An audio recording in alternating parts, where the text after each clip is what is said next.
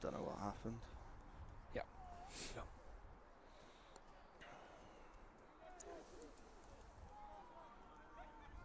Yeah, there you go. Apologies for a couple of little technical issues. We should be back with you. Just had a couple of little technical gremlins, but back online. Denham now for Blackheath, looking to attack the Albion line, and eventually it has gone forward, and the decision will go Albion's way as a result. Luckily, Rob, obviously, as we've seen the last couple of weeks, these scrums seem to be taking a while to get going, so none of the live screen viewers should have missed anything there, because that scrum was took quite a while to get set and taken. So, but a chance here now for Albion to take advantage of a bit of an unforced error from Blackheath, which is probably the first one we've seen today. A scrum just inside the Blackheath half, and they'll be looking to push towards the 22 and finally get some points on the board with about 2 minutes left in this first half. Despite losing a few, Blackheath actually have one of the best defensive records at home this season. They are the 4th best in terms of conceding points at home. 197 conceded at the Utilita. Albion on top of that list, 150 conceded at the Brickfields, but as we can see, shipping a few away from home at the moment. Alton to Putt and Ratu Kadriou. And in went Bircham with the tackle. It was quite high. And yeah, we are going to come back. I think it was Seta. For that high tackle, yeah, Ramakita was hit. And he gets up like nothing happened. Yeah, if there's anyone who... You wouldn't really want Ramakita to be high tackle, but if there's anyone who is going to take it well, it's going to be Seta Ramakita, isn't it?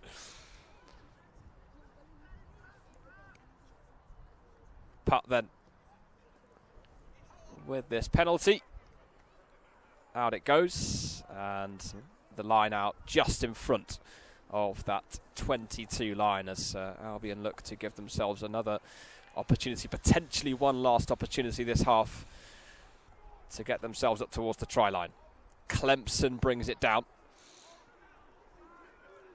Wilkinson helping to drive it forward at the back of the wall for Plymouth Albion. Alton reaching in. When's he going to grab this one out? He'll do so now. And Ramakita brings it forward. It's a good tackle by Bircham. Putt and Snow. Jake Lloyd helping to bring him down. Here's Jack Alton again. Bond and Sloot with the tackle. Bond's opposite number. Sloot then has to be careful not to stray offside. Wilkinson, Hill and Putt, and that opens up a little bit of space, and out it comes now to Brad Howe, looking for his first Plymouth Albion try. Alton and Wilkinson, and Denham with the tackle on him. It's come back once again to Jack Alton. Clemson running in to look to drive it forward. Gabe Mead helps him out, as does Tom Putt. Alton once again, and Ramakita just came round the back to grab that one off him. Hodges now makes another couple of metres. Alton to Joe Snow, and Stone helps him. And the drive from Plymouth Albion collected by Gabe Mead. Penalty advantage as well. Goes Plymouth Albion's way. Back it comes to Angus Hodges. And it's Stradwick in there, who is in an offside position, but didn't act or interfere with the play. Tom Putt looking to drive forward, and eventually we are going to come back for that Plymouth Albion penalty advantage. Good spell inside the 22, but can they come away with some points as a result of it? Decision then as to whether they'll go for the pick and go or whether they'll go for the corner. This could be a massive moment in the game, Rob, because 17-0 at half-time looks a lot worse than 17-7, so big moment here for Albion. Can they make something from it? They have gone for it quickly, and they are forced backwards slightly by some more excellent Blackheath defensive efforts. I think the ball's... Oh, I thought it was turned over for a second there. In there, no. Albion still keeping hold of it. Hodges. And once again, Blackheath having to repel a serious Albion threat. Alton, Mead. More terrific efforts there as Schrotter helped to scupper the attack, and Hill looking to bring it forward now for Plymouth Albion. Alton bringing it back out on the far side is Jensen Borton. Ratu Kadriu's in there with him. Alton comes the other way. Pat Walton. Alton with Gabe Mead in support. Boy and Stradwick helping to bring him down. Wilkinson rides a couple of challenges, and out to the back of the ruck it comes, and Jensen Borton once again, and now Tom Putt, and Raul Makita's in there helping him, and Brad Howell gets in there trying to look to drive it forward for Plymouth Albion. Eventually the penalty has gone Plymouth Albion's way, and they retain possession inside the red zone. Brad Howell signalling over to the bench, and he goes down with a slight issue for Albion. So, yeah, 17-0 with, you would imagine, not an awful lot of time left to play in the half. But as you say, Jack, potentially still a chance to go into the sheds with a score on the board, and just give Albion a little bit of a springboard to bounce from in the second half coming up. Yeah, I think this is a massive phase of play in this game here, Rob. As you say, Albion could go in just 10 points behind, which would give them a bit of a boost going into the second half, but 17-0 you'd think would be tough to come back from in the second half. It's been the first real stint of pressure in the 22 we've seen from Albion, and it'll be interesting to see what they do here with the ball. Alt's just coming over to the referee,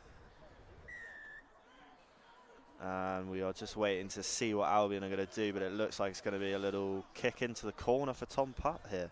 So Albion will be looking to hit back in a similar fashion to how Blackheath got the game started with their first 2 tries.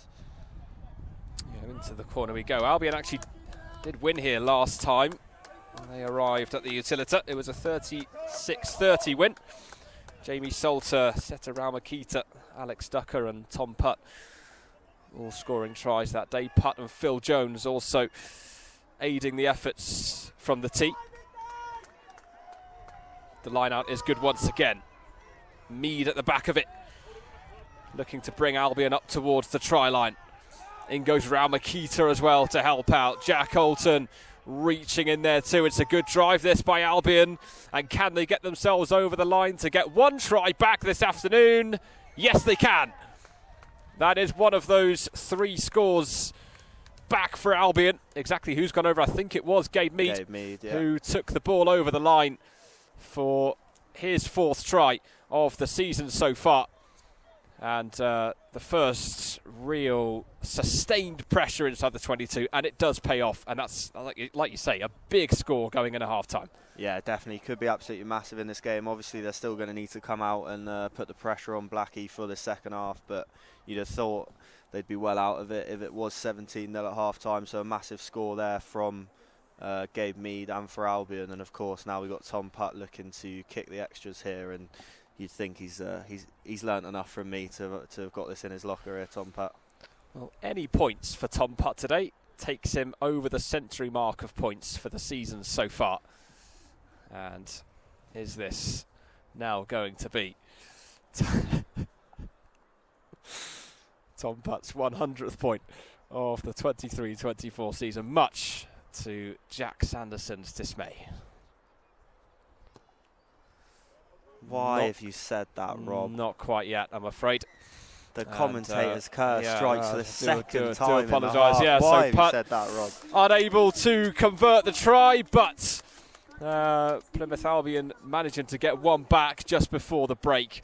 It is 17 points to 5. Blackheath getting 3 early tries on the board. The first 2 from lineouts, the third from Andrew Denham over on the far side. And then Gabe Mead going over from a line-out drive of Plymouth Albion zone right at the end of the first half to make it a half-time score of Blackheath 17, Plymouth Albion 5.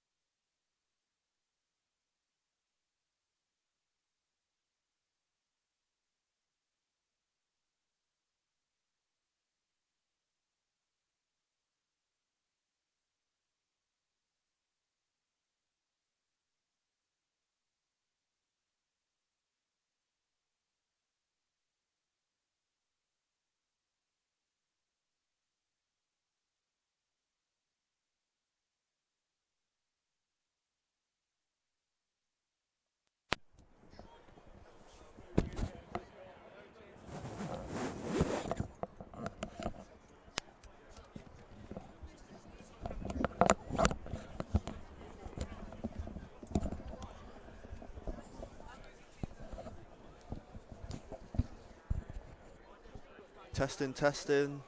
1, 2, 3. 4, 5, 6. Oh. What's happened there?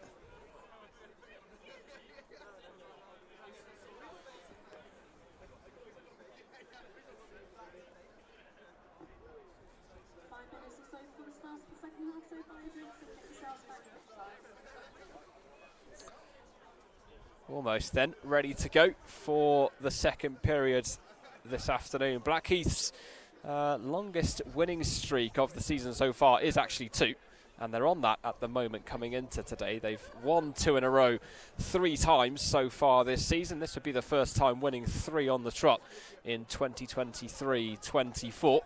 And at the minute, Jack, they're looking decent money to extend that 2-3, but there's still a lot of rugby to play this afternoon. Yeah, 100%. They've had a good first half, got off to a great start, taking those 2 early tries and then adding a third to it later on, converting the third one as well. And obviously Albion struggling to get any real momentum going in the 22 until those last 5 or so minutes where they finally dotted down to make it 17-5. But like you say, lots of rugby to go, 40 minutes plus any added time for some long scrums or whatever the ref wants to put on. And you never know, Albion, it's not the biggest comeback you'll ever have seen. 12 points in it, just 2 tries needed, and yeah, so it's going to be a tough half for Albion. It's a bit of a mountain to climb, but they've given themselves, like you said, a bit of a springboard going into the second half now, and they'll look to build on that and try and come away with their first away win since, was it November you said? November, yeah,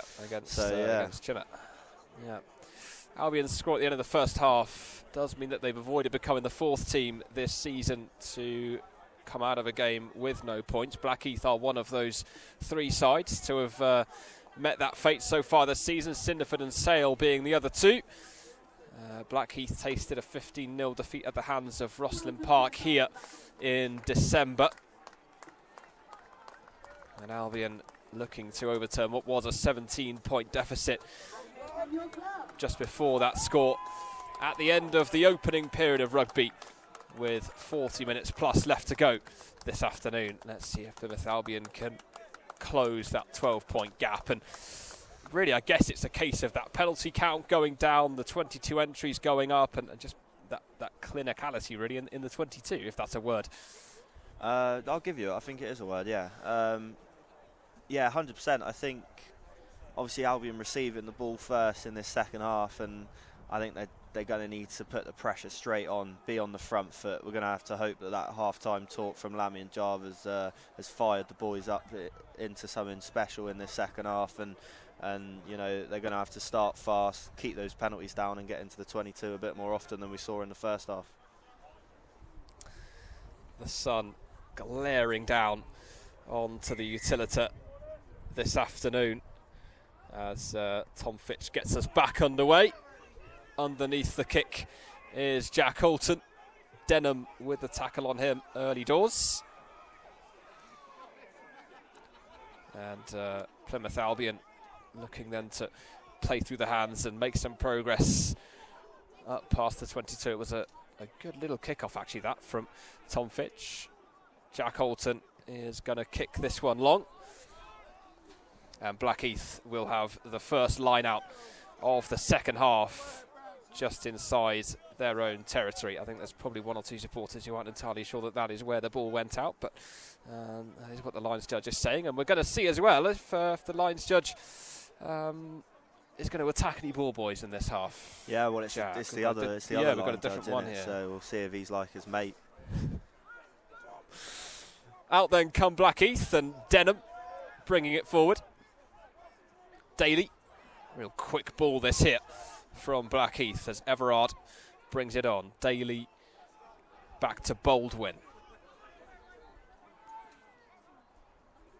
Daly with a bit of a feint, and then back it went to Davis. Collected by Baldwin. Davis again, driving at Borton and Wilkinson. Back it goes to Fitch, and now Jake Lloyd. Denham. Hodges with the tackle, Hennessy helping out. Baldwin with Schrotter looking to push him forward. Daly, Fitch, and it's been dropped, and then Jack Alton's onto it. And eventually the decision has gone Plymouth Albion's way for the initial Blackheath knock-on. Not quite the start Albion were looking for in the first half. It's been Blackheath who've come out on the front foot in this second half, just as they did in the first, and Albion would have been looking to do that themselves in this first half, but they've got a chance now to get their foot back into this second half and get off to a good start from this scrum here. It is going to be Jack Alton with the put-in. One of Alton's 5 tries so far this season was against Blackheath at the Brickfields. He's scored 3 tries at home and 2 away. Second one away was at Darlington, wasn't it? What a try that was. Yes, was that one? yeah. What a squad. That was his first away. Chip and pit. Yeah, that was unreal. Fantastic try. Outrageous that day at the Darlington Arena. Looking for a little bit more of that magic this afternoon. Albion then getting the penalty before the scrum had really taken place, and Putt will look to gain some metres with this kick as a result. Up it goes. Hennessy underneath it, collecting it. His kick. Putt underneath it for Albion. Sends it back the other way. Got some decent distance on it. Fitch is there to collect it. Up it goes by the fly half. Ratu Kadriou is there. Here's Snow. And then his kick forward. Fitch once again is tasked with collecting it. And this game of kick tennis has continued as Ratu Kadriou gets onto it. And Jack Alton will place one forward. It's Fitch once again. It's another kick into the Albion half. It's Ratu Kadriou underneath it once again. Tom Putt. Another Albion kick into the Blackheath half. It's Daly this time underneath it. Thought about going to his right to Hennessy. He does now do so. Hennessy looks to skip away from Ratu Kadriou, and Tom Putt brings him down. Davis brings it on. Sloot in there helping at the breakdown. Daly, Baldwin, Fitch, and eventually down has gone Peter Ratu Kadriou, and he needs to receive some treatment as a result. I think he's taken a bash to the face in amongst all of that, as Ratu Kadriou. It is Peter Ratu Kadriou's 18th appearance of the season. He's back on the left wing this week. Last week was his 8th time starting out on the right wing. Excuse me, other way round. Back on the right wing. Last week was his 8th time starting on the left. That from you, rights and lefts, I can never get them right. Really poor. A kind of even start really to the second half so far. There hasn't really been necessarily any side that you would say has come out with more attacking impetus, but obviously Albion's the side that needs to have more of it at the moment. Yeah, 100%. I think Blackheath came out on the front foot in terms of their position on the pitch, attacking the Albion 22, but Albion repelled them well and have moved up to the halfway line now. I think it's Blackheath's ball still, but yeah, it's been pretty even. But like you say, Albion are the team that have to put the pressure on. Blackheath can be happy to just sit and defend and keep a hold of this lead and break whenever they need to. And Albion, the impetus is on them to get the points on the board and get themselves back into this game. So at the moment, you'd have to say Blackheath will be the much happier of the two sides. Torrin Clark and Dan Lilly have both come on. Departing the field on the far side is Pat Walton, and Peter Ratu Kadriou is also off, having picked up that knock. So we do wish Ratu Kadriou the best. We hope it's nothing too serious for him, but he has made way with Clark and Lilly onto the field.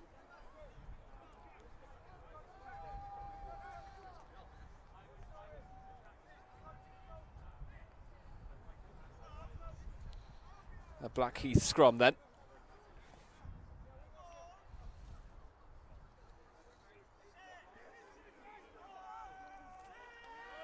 And it goes by Daly. Baldwin looking to nudge this forward with his feet at the back of the scrum, and eventually it's going to be a reset off of that. Alton just speaking with the referee, asking him about that decision. Certainly both sides seem to feel as though that was their respective call, but scrum reset is the decision by the referee. Andrew Boy now over there asking the same question.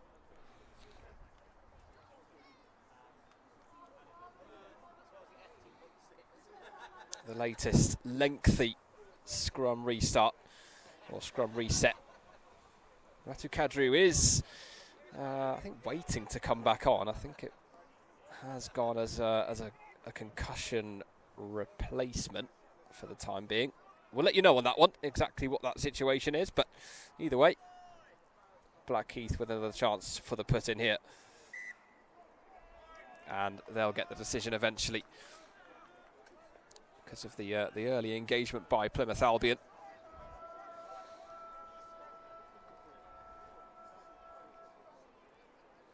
So we understand Ratu Kadriu, I think, is going to go for HIA temporarily, and then we'll have an update hopefully on his situation soon. But that's what I believe is happening just down below us at the moment. So still smiling though, Rob, which you love to see. So yeah, always got a smile on his face, Peter Ratu Kadriu. Lovely lad. And another scrum then for Blackheath. The ball's been down there for a while. I think the clock's been off for a large portion of the last few minutes too. Fed in by Daly. That one looks a little bit cleaner. It is indeed, and back it goes then to Cook. Rao Makita's underneath this for Albion. He has dropped it, but it's gone backwards. And the tackle on him is by Baldwin, who I think felt that a little bit. You're always going to when Seta Ramakita runs into you. Alton back to Lilly. Gets it away from Sloot. Hennessy's back chasing it, as is Cook, and Lilly will try and get there. Hennessy with a burst of pace looks to move away. And Blackheath with possession.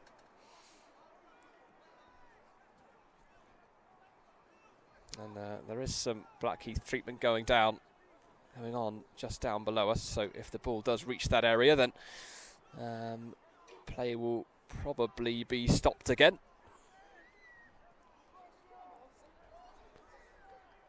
Daly will eventually bring it out. Jake Lloyd over there helping Baldwin. Helping Harding, I should say. And the penalty going Blackheath's way. After all of that. And Baldwin's gone back down, having received that bit of treatment earlier on. So it's not looking all that positive for him at the moment, having just taken that. Looked like a bit of a knock to the wrist or something for Baldwin, the number 8 for Blackheath.